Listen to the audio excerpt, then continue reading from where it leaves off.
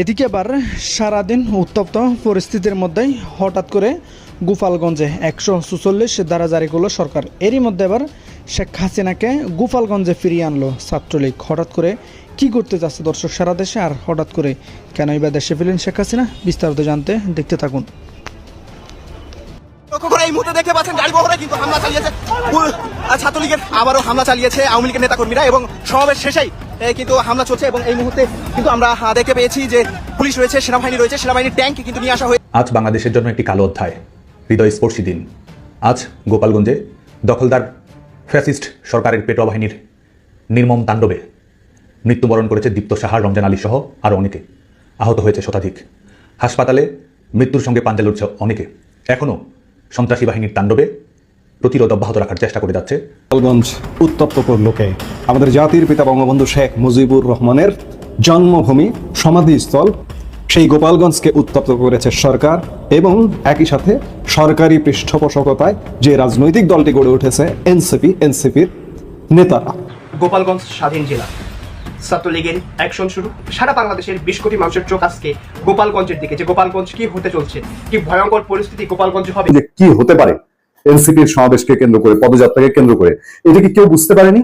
আমি আপনি যদি বুঝে থাকি, দেশের মানুষ যে একটা শঙ্কায় ছিল তারা যদি বুঝে থাকে, সেখানকার মাঠ প্রশাসন বলতে যা বোঝায়, পুলিশ প্রশাসন বলতে যা বোঝায়, গোয়েন্দা বলতে বোঝায়, তারা বুঝেননি। প্রথমেই এই আলোচনার শুরুতে চলুন দেখি গোপালগঞ্জ থেকে এনসিপি চলে আসার পরে, আমি খারাপভাবে বললাম না, চলে আসার পরে ওখানে কি হয়েছে। এনসিপি নেতারা যখন অবরুদ্ধ ছিলেন তখন তারা কি বলছেন। আসসালামু আলাইকুম রহমতুল্লাহ, সবাই কেমন আছেন? আশা করি সবাই অনেক অনেক ভালো এবং সুস্থ আছেন। সবাইকে স্বাগতম জানাচ্ছি আমাদের আরেক নতুন ভিডিওতে। প্রতিনিয়ত আমি আপনাদের রিয়াদ ফারুকি আবারও চলে আসলাম নতুন একটা ভিডিও নিয়ে। দর্শক, বাংলাদেশে যে রাজনৈতিক চলমান পরিস্থিতি চলতেছে তারই ধারাবাহিকতায় আমরা চেষ্টা করেছি আজকের ভিডিওটা আপনার মাঝে তুলে ধরার চেষ্টা করেছি। আপনারা ইতিমধ্যে ভিডিওর শুরুতেই বেশ কিছু অংশ বিশেষ দেখে ইতিমধ্যে বুঝতে পেরেছেন আজকের ভিডিওটা কতটা গুরুত্বপূর্ণ হতে চলেছে। তাই আমি আর বিষয়টা নিয়ে বিস্তারিত বলবো না, কারণ বিস্তারিত বলতে গেলে ভিডিওটা অনেক লম্বা হয়ে যাবে। আমরা সবসময় চেষ্টা করি দেশের যে রাজনৈতিক চলমান পরিস্থিতি চলতেছে, বিএনপি, আওয়ামী লীগ এবং এনসিপি সহ দেশের যে রাজনৈতিক প্রেক্ষাপট চলে তারই ধারাবাহিকতা আজকের ভিডিওটা আমরা তুলে ধরার চেষ্টা করছি। দর্শকের বিষয়টা না বেশি না বলে আমরা সরাসরি ভিডিওতে চলে যাচ্ছি। তার আগে আপনাকে ছোট্ট একটি অনুরোধ জানিয়ে রাখতেছে, যেন আমাদের চ্যানেলটিতে এখন নতুন চ্যানেল সাবস্ক্রাইব করে সাথে থাকবেন। যারা সাবস্ক্রাইব করে সাথে ছিলেন তাদেরকে অসংখ্য ধন্যবাদ। দর্শক, আর বেশি কথা না বাড়িয়ে ভিডিওর বাকি অংশগুলো আমরা একটু ধারাবাহিকভাবে এই প্রসঙ্গটি নিয়ে আপনাদের সামনে কথা বলবো। আমরা সাধারণ মানুষ এত কিছু বুঝি না, যেটি বুঝি বাংলাদেশ যারা উত্তপ্ত করেছে।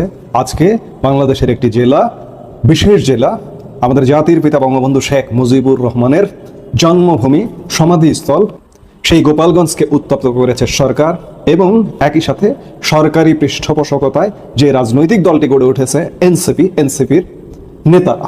এনসিপির পদযাত্রা চলছে সারা বাংলাদেশে, ভালো কথা। বিভিন্ন জেলায় যাওয়া হচ্ছে, গোপালগঞ্জেও যাও তোমরা, ধারাবাহিকতায় রক্ষার্থে যাও। কিন্তু আগে থেকেই অনলাইনে যেভাবে প্রচার, প্রপাগান্ডা, বিভ্রান্তি ছড়িয়ে দেওয়া হয়েছে, খুব স্বাভাবিক ব্যাপার গোপালগঞ্জ উত্তপ্ত হয়ে উঠবে। কয়েকদিন ধরে অনলাইন দুনিয়ায় কানাঘুষা, গুজব ছড়িয়ে পড়েছে যে বঙ্গবন্ধুর সমাধিসৌধ ভেঙে দেওয়া হবে, বুলডোজার দিয়ে গুড়িয়ে দেওয়া হবে। গোপালগঞ্জের মানুষ, বঙ্গবন্ধুর জন্মস্থানের মানুষ সেটিকে মেনে নেবে? সেটিকে সহ্য করবে?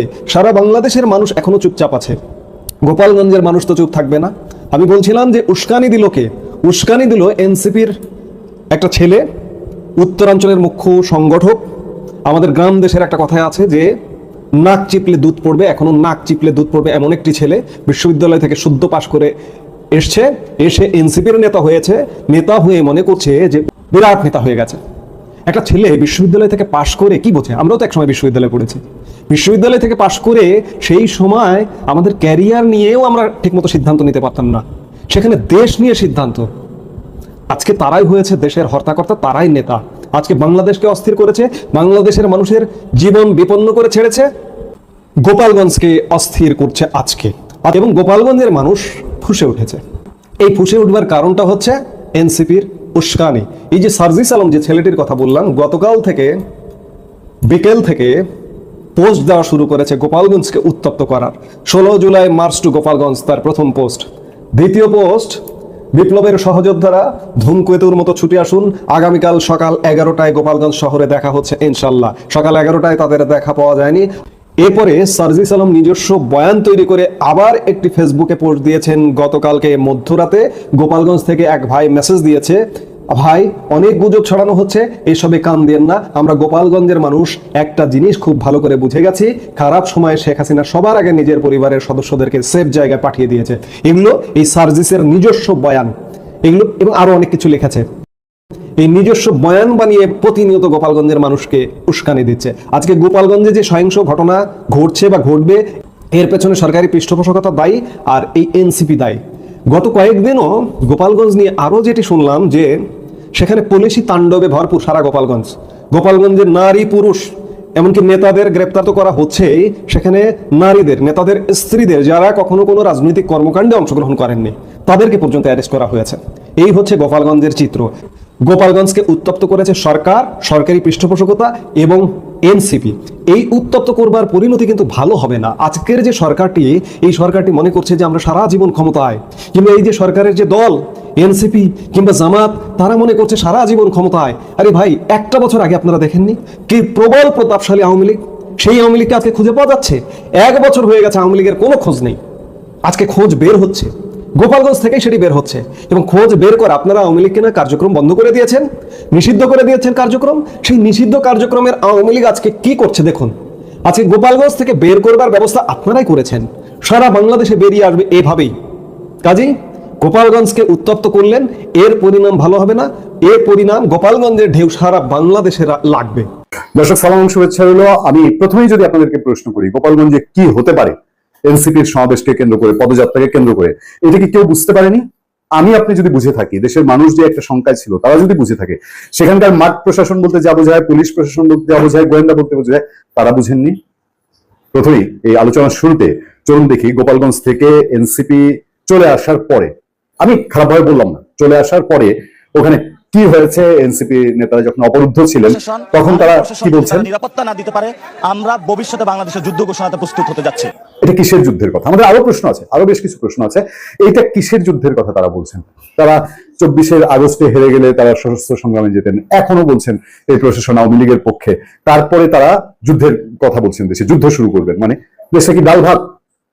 আমি কোন ধরনের সংঘাত, সংঘর্ষ, আমাদের নীতিগত অবস্থান, আমরা কখনো এটা পছন্দ করি না। কখনো এর পক্ষে সাফাই গাওয়ার কোনো জায়গা আমাদের নেই, আমরা গাবো না। এনসিপির উপরে যদি হামলা হয়ে থাকে, পুলিশের উপরে হামলা বা ইউনোর উপরে হামলা, এই জিনিসগুলো আমরা সমর্থনযোগ্য মনে করি না। তবে প্রশ্নগুলো একটু শোনার চেষ্টা করবেন। দেখেন, ওই যে বললাম, কেউ কি জানতো না গোপালগঞ্জে কি হতে পারে এনসিপি গেলে পরে? ওই জায়গাটা কার? ওই জায়গাটা প্রতিটা দেয়াল, ওয়াল, মাটি, পানি সবকিছুই আওয়ামী লীগ তো নাই এখন। এই যে যতগুলো মানুষ নেমেছে গোপালগঞ্জে, তারা কি সব আওয়ামী লীগ? আওয়ামী লীগের রাজনীতি করে? আওয়ামী লীগের অ্যাক্টিভ তারা, নাকি একটা সমর্থক গোষ্ঠী? এবং কি পরিমাণ সমর্থক গোষ্ঠী সারা দেশের অবস্থা জেনেও তারা এই জায়গাটা নেমেছে। কাদের বিরুদ্ধে নেমেছে? তারা দেখে যে দিন রাত যেই সংগঠনটা তাদেরকে, তাদের নেত্রীকে বা তাদের পছন্দের সংগঠনকে গালিগালাজ করে, তারা প্রোগ্রামে গিয়ে তারা প্রোগ্রাম করতে গেছে। বাংলাদেশে ট্রেডিশনালি যা হয় গোপালগঞ্জে অনেকটা তাই হয়েছে বলা যায়। আমি প্রশ্ন তোলার আগে আপনাদেরকে আরেকটু জায়গায় নিতে চাই। দেখেন, গোপালগঞ্জে এনসিপির এই প্রোগ্রামের পর একটা ঘটনা ঘটেছে। খবরটা যা এসছে তা হলো, গোপালগঞ্জে এনসিপির সমাবেশ শেষে তাদের ঘিরে হামলার ঘটনার পর 144 ধারা জারি হয়েছে। The patient has been died before the doctor came. আচ্ছা, বুধবার বেলা 2:45 দিকে শহরের পৌর পার্কে তাদের উপরে হামলার ঘটনা ঘটে। এনসিপির সমাবেশ শেষ হওয়ার সঙ্গে সঙ্গে একদল ব্যক্তি লাঠি সোটা নিয়ে নেতাকর্মীদের ঘিরে হামলা চালায়। এনসিপি নেতাকর্মীরা অন্যদিক দিয়ে গাড়ি ঘুরিয়ে ঘটনাস্থল ত্যাগ করেন। গোপালগঞ্জের জেলা প্রশাসক মোহাম্মদ কামরুজ্জামান জেলায় 144 ধারা জারি করেছেন বলে সাংবাদিকদের জানিয়েছেন জেলা প্রশাসনের একজন নির্বাহী ম্যাজিস্ট্রেট। হামলার ঘটনার পর এনসিপির মুখ্য সমন্বয়ক নাসিরউদ্দিন পাটোয়ারি, আপনার ভিডিও শুনছিলেন, তিনি সাংবাদিকদের কাছে অভিযোগ করেন আওয়ামী লীগের নেতাকর্মীরা এই হামলা চালিয়েছে। এই সময় পুলিশ সেনাবাহিনী নিষ্ক্রিয় ভূমিকা পালন করেছে। পুলিশ সেনাবাহিনী যদি নিষ্ক্রিয় ভূমিকা পালন করতো, ওই হামলার সময় কি ঘটতে পারতো? আচ্ছা, এনসিপিকে বলা হয়েছিল সবকিছু ঠিক আছে, কিন্তু তারা সমাবেশ স্থলে এসে দেখেন পরিস্থিতি ঠিক নেই। এনসিপি নিজে বুঝে না, আন্দাজ নাই, না বেআন্দাজা হয়ে গেছে, কাণ্ড জ্ঞানহীন আন্দাজহীন হয়েছে। আচ্ছা, এর আগে বেলা 2:45 দিকে 200 থেকে 300 লোক লাঠিসোঁটা নিয়ে এনসিপি সমাবেশ স্থলে যায়। সে সময় মঞ্চের আশপাশে থাকা পুলিশ সদস্যরা সেখান থেকে দ্রুত আদালত চত্বরে ঢুকে পড়েন। একই সঙ্গে মঞ্চের সামনে থাকা এনসিপি নেতাকর্মীরা দৌড়ে সরে যান। যারা হামলা চালান তারা সবাই আওয়ামী লীগের সমর্থক বলে এনসিপি নেতাকর্মীরা অভিযোগ করেছেন। এই সময় মঞ্চের চেয়ার ভাঙচুর করা হয়, এগুলো আপনারা অলরেডি দেখে গেছেন। আমার প্রশ্ন হলো, এই যে 144 ধারা জারি করা হলো, বাংলাদেশে কোন একটা যখন সংখ্যার ঘটনা ঘটে, পাল্টাপাল্টি সবার সমাবেশ, আওয়ামী লীগ নিষিদ্ধ, ছাত্রলীগ নিষিদ্ধ, তারপরেও তো ইন্টেলিজেন্স জানে, প্রশাসন জানে যে কোনো একটা অপ্রীতিকর পরিস্থিতি তৈরি হতে পারে। তখন করে কি? তখন ওখানে 144 ধারা জারি করে, দুই পক্ষকেই তারা নিবৃত করার জন্য। ভুরি ভুরি অসংখ্য বাংলাদেশের উদাহরণ আছে না? কিন্তু এই এনসিপির প্রোগ্রাম, আজকে আমি আরো কিছু প্রশ্ন আপনাদের সামনে তুলবো। কি প্রমাণ হয়ে গেল এই এনসিপির প্রোগ্রামের মধ্যে দিয়ে যে পুলিশ এবং সেনাবাহিনী যদি না থাকে তাহলে? তো এনসিপির এই প্রোগ্রাম ওখানে আছে, সবকিছু জেনে বুঝেও কেন 144 ধারাটা পরে, কেন এই ক্ষয়ক্ষতির পরে নাকি সিনকেটটা হওয়া প্রয়োজন ছিল? হ্যাঁ, এনসিপি হয়তো একটা সন্তুষ্টির জায়গা ভুগতে পারে যে হ্যাঁ আমরা তো গিয়ে করে এসেছি, যেভাবেই হোক, যেই সিচুয়েশনে তৈরি হোক, হাজার হাজার লোক নেমেছে, তারপরে তো আমরা গোপালগঞ্জে করে দেখিয়ে দিলাম। এনসিপি কি এই মানসিক সন্তুষ্টতে ভুগতে পারে, নাকি এই দুর্বলতা থাকা উচিত যে যদি সরকারি সাপোর্ট না থাকে তাহলে এনসিপি গোপালগঞ্জ কেন সারা জায়গায়? ওই সবাই এটা ওপেন সিক্রেট যে এই সরকার না থাকলে পরে এনসিপি কোথায় কেমনে খুঁজে পাওয়া যাবে? তাদের গাড়ি বহরের যে দৌড় আমরা দেখেছি, স্পিড, সাংঘাতিক স্পিড, এবং সেই গাড়ি বহর স্পিডে যায়, তাও লোকজন ওই তারা যাকে নিষিদ্ধ সংগঠন বলে তাদের স্লোগান দেয়। এই সিচুয়েশনের মধ্যে 144 ধারা জারি করা হলো সব কাণ্ড কারখানা হওয়ার পরে।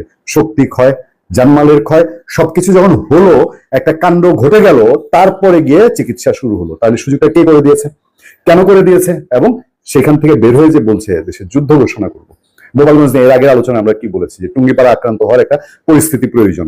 আবার গোপালগঞ্জ যদি এখন ওই নিষিদ্ধ সংগঠনের এত লোক থেকে থাকে, এত লোক, তাহলে সেখানেও তাদের হাত দেওয়া প্রয়োজন। মানে গোপালগঞ্জ এখন বাংলাদেশের বাইরে এমন একটা অবস্থা, এরকম কি সিচুয়েশন? সবকিছু মিলিয়ে বোঝাই যায় যে আসলে এই জায়গাটায় অন্য আরো কোনো একটা ইন্টারেস্ট আছে বা বিষয় আছে, যেটা ভেতরে ভেতরে একটা প্লট তৈরি করা দরকার ছিল। ভালো থাকবেন, সুস্থ থাকবেন। আপনার সাথে আমি আতিক রহমান, পূর্ণিয়া। সংগ্রামী সালাম গ্রহণ করবেন। আজ বাংলাদেশের জন্য একটি কালো অধ্যায়, হৃদয়স্পর্শী দিন। আজ গোপালগঞ্জে দখলদার ফ্যাসিস্ট সরকারের পেটোয়া বাহিনীর নির্মম তাণ্ডবে মৃত্যুবরণ করেছে দীপ্ত সাহা, রমজান আলী সহ আরও অনেকে। আহত হয়েছে শতাধিক। হাসপাতালে মৃত্যুর সঙ্গে পাঞ্জা লড়ছে অনেকে। এখনও সন্ত্রাসী বাহিনীর তাণ্ডবে প্রতিরোধ অব্যাহত রাখার চেষ্টা করে যাচ্ছে মুক্তিকামী মানুষ। আজ দখলদার সরকার এবং তাদের পেটোয়া বাহিনীর হাতে ছিল ট্যাঙ্ক, গোলা বারুদ। জনতার হাত ছিল খালি, বুকে ছিল বারুদ ভরা স্লোগান আর পিতার তর্জনীর অদম্য প্রতিবাদের আকাঙ্ক্ষা। আজকে এই নির্মম হত্যাকাণ্ডের বলি যারা হয়েছে তাদের সবার স্মৃতির প্রতি শ্রদ্ধা জানাচ্ছি, পরিবারের প্রতি সমবেদনা জানাচ্ছি।